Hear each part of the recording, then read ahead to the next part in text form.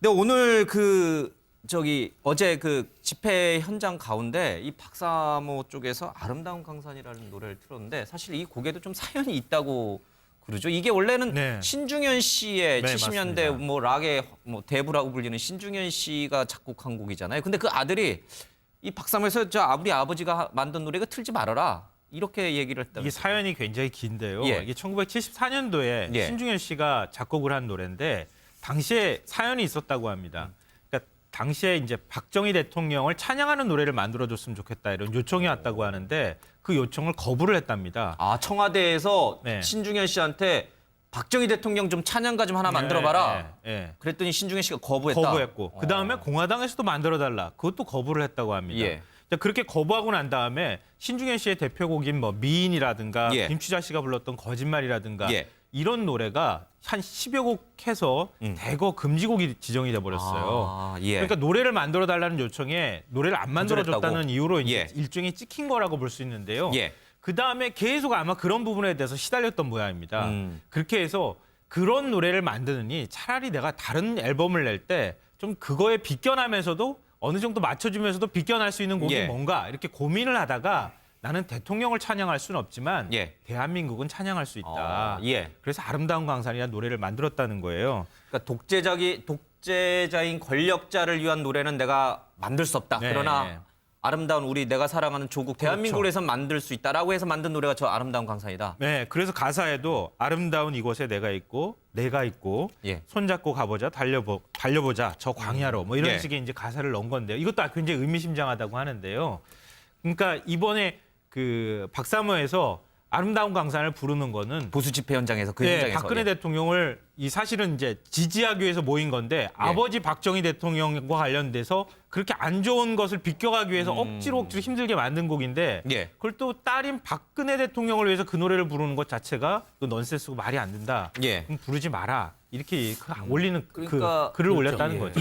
그 박정희 대통령의 이제 후반부 유신 말기에 그 독재 아주 그 권위주의 유신 그 권위주의 체제 하에서의 사실은 이제 저항하는 이게 청년 문화의 통기타 문화가 있었고 저희들이 이제 학창 시절인데 이 그 신대철 씨 아버지인 이 신중현 우리가 선생님이라고 했어요. 그 정도로 정말 저항적인 이미지를 갖고 있습니다. 그래서 그때 늘 우리가 어두움 그 질곡이라는 그 단어를 많이 사용하면서 어두운 하늘 이렇게 얘기할 적에 바로 이 노래가 거기에 저항하는 하늘을 파랗게 구름은 하얗게 이렇게 해서 어둠에 대비되는 얘기를 해서 그 박정희 유신 독재 체제 하에서의 굉장히 암울한 것을 갖다가 빛을 우리가 기대하는 그런 의미로 이 노래를 상당히 많이 했었거든요. 예. 그래서 금지곡이 된 겁니다. 그리고 그때 이제 사실은 저항 시인들이 참여 시인들이요 하늘과 밝음과 어둠을 대비해서 많은 시들을 했어요.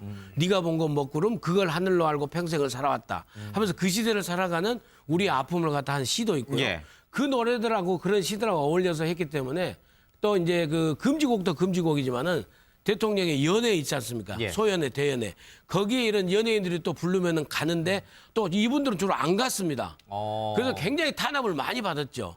예. 그런 측면에서 상징적인 그 독재 권력에 대한 상징적인 의미가 있는 아버지의 노래를 그 독재자의 딸이라고 할 수 있는 박근혜 대통령을 옹호하는 집단이 부르는 것은 안 된다. 그런 의미를 갖고 있는 거죠. 그러게요. 예. 록이라고 하는 게 록스피릿이라는 말도 있잖아요. 예. 저항 정신을 자유, 대표하는 저항, 음악. 예. 그런 거고요. 락이 그렇게 많은 사람들한테 사랑을 받았던 게 68혁명 이후라고도 볼 수 있어요. 그러니까 그런 정신을 갖고 있는 락과 락의 랩이라고 할 수 있는 신중현 씨한테 신중현 씨가 불렀던 노래, 만든 노래를 지금에 와서 이렇게 사용하는 건 용납할 수 없다. 이제 이렇게 얘기를 한 거죠. 박정희 전 대통령의 독재 유신 체제에 저항하는 의미에서 만든 곡을 지금 이 박사모 쪽에서는 그 딸인 박근혜 대통령을 옹호하기 위해서 애국심을 고취시키기 위해서 갖다 부른다. 굉장히 만약에 역설적이네요. 이런 스토리를 아신다 그러면 아마 앞으로 안 부를 것 같은데. 그러게 몰랐겠죠? 네, 박사모에서 몰랐으니까 모르니까 이 노래를 아마 그럴 택했을 것 텐데 같아요. 어쨌든 뭐 좋습니다. 근데 이게 약간 삔대가 어긋나는 질문일 수 있습니다만 이 사실 우리나라도 저작권법이 있잖아요. 그렇죠. 이 집회 단체라든지 이런 쪽에서 이 노래 막 갖다 함부로 못 쓸 텐데요. 그렇죠. 이제 예. 뭐 관련해서 이제 상업적 목적으로 이용을 하거나 뭐 일반적인 그 가게에서도 이렇게 트는 일방적으로 스트리밍 예. 방식으로 틀더라도 그 음원 이용료를 내야 되는데 예. 아마 관련된 부분을 생각 없이 아까 말씀드린 대로 히스토리에 관련된 고민도 없이 한 것처럼 저작권도 고민 없이. 법적 고민도 없이 그냥 아마 사용했을 것 같다는 그 추측이 듭니다. 예. 한 말씀을 더 드리면 아무튼 박정희 대통령의 이제 그 근대화의 전반부 말고 예. 후반부를 우리가 이제 독재자로 하지 않습니까? 근데 후반부에 와서는 이제 문화예술계도 굉장히 사실은 그 권위주의적인 게 많았죠. 그래서 예. 아무 이유 없이 금지곡된 노래들이 굉장히 많습니다. 그래서 말할 것도 없이 우리가 요즘 부르는 그 김민기 선생의 아침 이슬, 예. 또 그리고 양희은 씨가 그 5차, 6차 집회에서 예. 했던 그 상록수, 예. 이게 다 금지곡이었죠. 어쨌든 예, 그 시절에 그렇게 문인들을 이렇게 뭔가 이렇게 리스트라고 해야 되나, 블랙리스트라고 해야 되나, 뭐 그런 것들이 지금까지도 이 40년이 지난 지금까지도 그 있다는 말씀을 얘기가 제가 드리려고 나오니까. 했는데, 예. 예, 박근혜 대통령, 박근혜 정부 이후에 블랙리스트 만들어서 문화계 인사 몇만 명이 여기 들어갔니 안 들어갔니 이런 얘기가 나오는데요. 예. 이게 역사가 이제 묘하게 이렇게 교차되는 것 같은 그런 느낌을 반복된다고 받는데, 해야 될까요? 예. 예. 그러니까 저는 그런 생각이 들었어요. 예. 국민들은 박근혜 대통령과 함께 박정희 대통령의 어떤 그런 이어지는 것에 대해서 예. 이미지를 박근혜 대통령이 아버지 박정희 대통령이 어떤 후광을 얻고 대통령이 예. 됐다고 할 정도로 그렇게 박근혜 대통령한테 일종의 이제 많은 기대를 했지만 예. 그렇다고 박정희 시대로 돌아가라는 뜻은 아니었거든요. 예. 근데 박근혜 대통령이 그동안 이렇게 통치하는 스타일을 보면은 아버지 박정희 대통령의 시대로 다시 되돌아간 것 같은 그런 느낌을 받게 됩니다.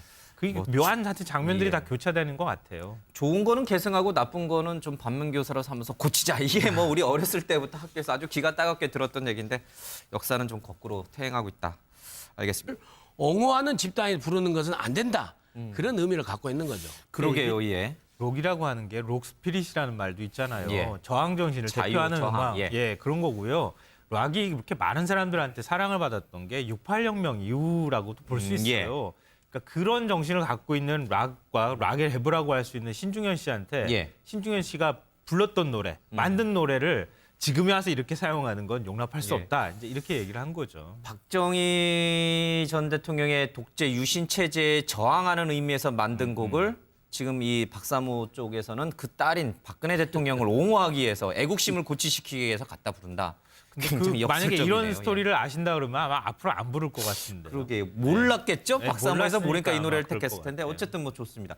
근데 이게 약간 삔대가 어긋나는 질문일 수 있습니다만 이 사실 우리나라도 저작권법이 있잖아요. 근데 오늘 어제 그 집회 현장 가운데 이 박사모 쪽에서 아름다운 강산이라는 노래를 틀었는데 사실 이 곡에도 좀 사연이 있다고 그러죠. 이게 원래는 네. 신중현 씨의 네, 70년대 맞습니다. 뭐 락의 뭐 대부라고 불리는 신중현 씨가 작곡한 곡이잖아요. 근데 그 아들이 이 박사모에서 우리 아버지가 만든 노래가 틀지 말아라. 이렇게 얘기를 했다. 이게 사연이 굉장히 긴데요. 예. 이게 1974년도에 예. 신중현 씨가 작곡을 한 노래인데 당시에 사연이 있었다고 합니다.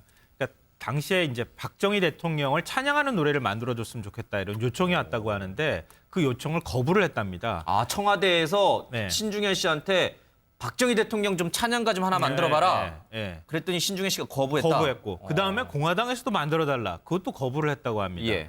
자, 그렇게 거부하고 난 다음에 신중현 씨의 대표곡인 뭐 미인이라든가 예. 김추자 씨가 불렀던 거짓말이라든가 예. 이런 노래가 한 10여 곡 해서 대거 금지곡이 지정이 돼 버렸어요. 아, 예. 그러니까 노래를 만들어 달라는 요청에 노래를 안 만들어 줬다는 거절했다고? 이유로 이제 예. 일종의 찍힌 거라고 볼 수 있는데요. 예. 그 다음에 계속 아마 그런 부분에 대해서 시달렸던 모양입니다. 그렇게 해서 그런 노래를 만드느니 차라리 내가 다른 앨범을 낼 때 좀 그거에 비껴나면서도 어느 정도 맞춰주면서도 비껴날 수 있는 곡이 예. 뭔가 이렇게 고민을 하다가 나는 대통령을 찬양할 수는 없지만 예. 대한민국은 찬양할 수 있다. 아, 예. 그래서 아름다운 강산이라는 노래를 만들었다는 거예요. 그러니까 독재자인 권력자를 위한 노래는 내가 만들 수 없다. 네. 그러나 아름다운 우리 내가 사랑하는 조국 대한민국을 해서 만들 수 있다라고 해서 만든 노래가 저 아름다운 강산이다. 네, 그래서 가사에도 아름다운 이곳에 내가 있고 예. 손잡고 가보자 달려보자 저 광야로 뭐 이런 예. 식의 이제 가사를 넣은 건데요. 이것도 굉장히 의미심장하다고 하는데요. 하늘을 파랗게, 구름은 하얗게 이렇게 해서 어둠에 대비되는 얘기를 해서 그 박정희 유신 독재 체제 하에서의 굉장히 암울한 것을 갖다가 빛을 우리가 기대하는 그런 의미로 이 노래를 상당히 많이 했었거든요. 예. 그래서 금지곡이 된 겁니다. 그리고 그때 이제 사실은 저항 시인들이 예. 참여 시인들이요 하늘과 밝음과 어둠을 대비해서 많은 시들을 했어요. 네가 본 건 먹구름 그걸 하늘로 알고 평생을 살아왔다 하면서 그 시대를 살아가는 우리의 아픔을 갖다 한 시도 있고요. 예. 그 노래들하고 그런 시들하고 어울려서 했기 때문에 또 이제 그 금지곡도 금지곡이지만은 대통령의 연회 있지 않습니까? 예. 소연회, 대연회.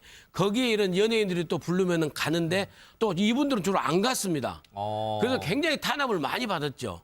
예. 예. 그런 측면에서 상징적인 그 독재 권력에 대한 상징적인 의미가 있는 아버지의 노래를 그 독재자의 딸이라고 할 수 있는 박근혜 대통령을 그러니까 이번에 그 박사모에서 아름다운 강산을 부르는 거는 보수 집회 현장에서 그 예, 현장에서 박근혜 대통령을 이 사실은 이제 지지하기 위해서 모인 건데 아버지 박정희 대통령과 관련돼서 그렇게 안 좋은 것을 비껴가기 위해서 억지로 힘들게 만든 곡인데 예. 그걸 또 딸인 박근혜 대통령을 위해서 그 노래를 부르는 것 자체가 그 넌센스고 말이 안 된다. 예. 그럼 부르지 마라. 이렇게 올리는 그러니까 그 글을 올렸다는 거죠.